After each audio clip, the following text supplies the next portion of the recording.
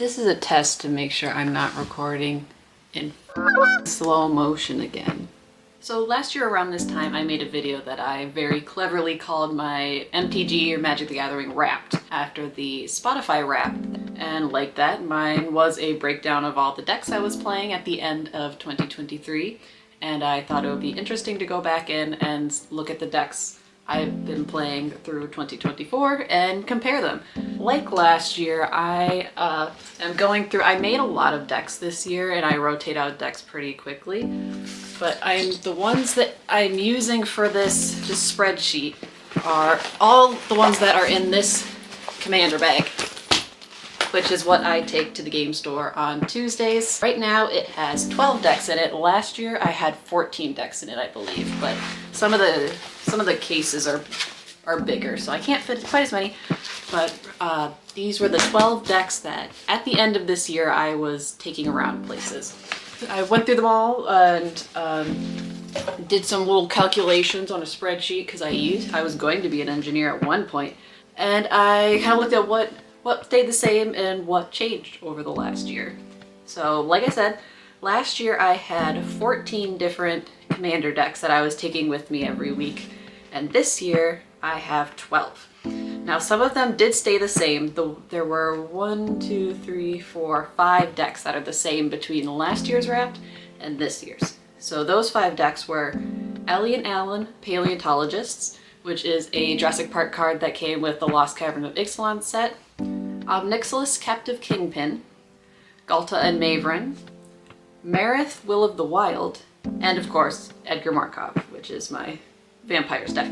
The other decks are all new this year, include a little bit of all the sets most of them, not all of them, but most of them are all new from sets that came out in this past year. The other decks, the new ones this year, include Bristly Bill, Spine Sower, Zimone, Mystery Unraveler, which is a precon that I did not edit in any way, Brawlin, Sky Shark Rider, and Shabraz the Sky Shark, which is also a deck that I did not make. I purchased this deck from LGS that was at a local Comic-Con that I went to. I think they're from Illinois. I wish I could remember the name because they were lovely.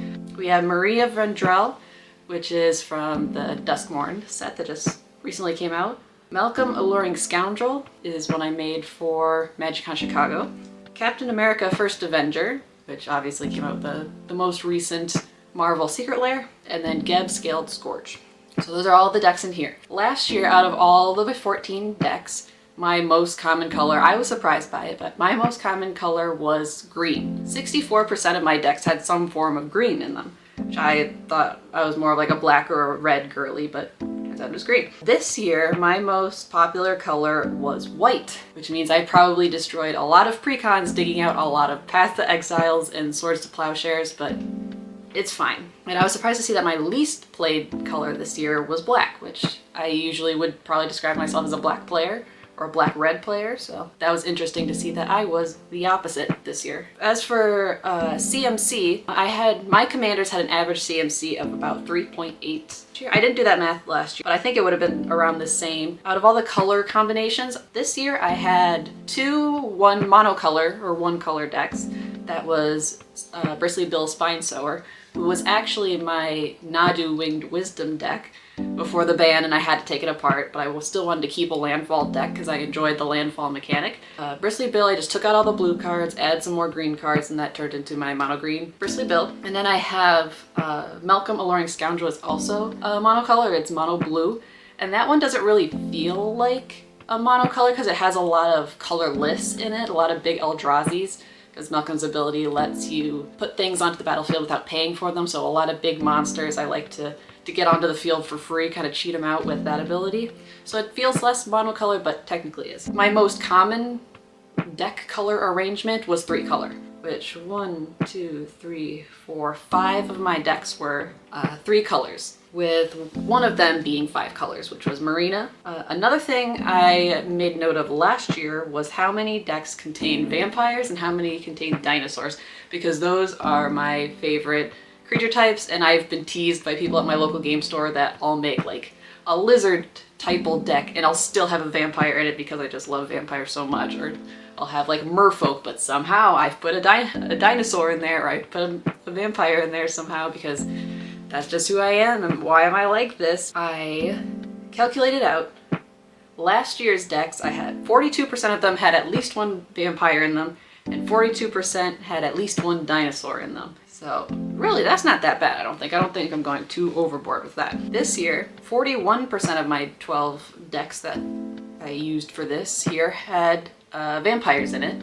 So really, I've done better than last year. And 58% contain dinosaurs. I was really surprised to see that I do have a dinosaur in Captain America First Avenger, but hey, stranger things have happened. Bristly Bill and Marina Vendel were both decks with no vampires or dinosaurs in it. So I think I should get some extra points for that. Another thing I kept track of, I didn't do it last year, but something I took track of this year was all of the decks I made for each set. I like to try and make a deck to fit each set to try and like get into the theme of the set and learn more about the new mechanics that are in it and things like that. If I have enough cards to do so, I like to try and make a deck that maybe it's not the best deck in the world because it'd be better with cards from other sets, but I'd like to at least start it with mostly cards that are from that set. Out of all the sets this year, I didn't end up making a deck for every single set, but I did for most of them, or half of them. Most of them, I think. So for Murders at Karlov Manor, I made Sophia Dog Detective, or what I call my Scooby-Doo deck, which is a dog typal that does things with clues and also like foods and other tokens, but it's mostly just like a dog typal deck. Ravnica Remastered, I didn't actually build anything. So the next set that I built for was Outlaws of Thunder Junction, where I built Malcolm the Eyes to go with a cosplay I did for Command Fest Dallas. I didn't build this deck, but I had the Olivia, what is it? Olivia something Outlaw. I can picture the art. I can't remember. I'll look it up. I'll have it here. I had that pre-con sleeved in the bag for a while. I didn't build that one, but I still played it a good amount. Modern Horizons 3, I built Nadu Winged Wisdom and played that for the short while that I was allowed to before Nadu was unfortunately banned. Rest in peace. I didn't do anything with Assassin's Creed, and I forgot to mention Fallout. I didn't do anything with Fallout because I don't really play either of those games. I have a meaning to get into Assassin's Creed, but I just didn't get around to it. So nothing for Fallout. I did play a couple of the pre-cons.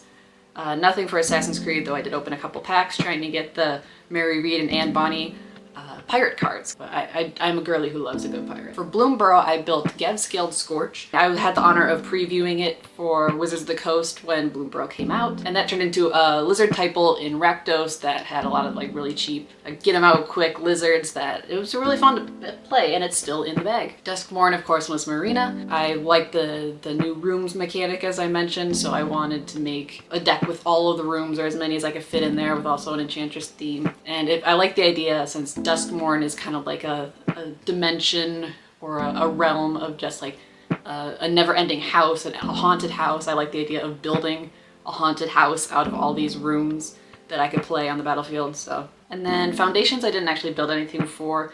I didn't buy a ton of Foundations. I did a pre-release, so I have the pre-release kit for that. And I bought a few packs of the Jumpstart because I wanted the vampires. I didn't get any of them. So that was 2024. Looking forward to 2025.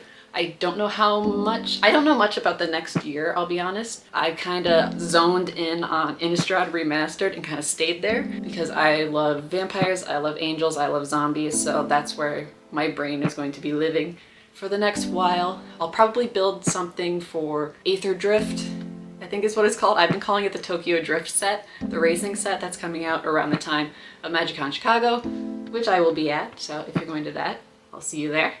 I'll probably build something with that, with vehicles. I kind of avoid vehicles because I don't really know how they work. So that'll be an excuse for me to get into vehicles and figure out how that works. And I'm sure there's going to be a new mechanic with that set to go with like a racing theme.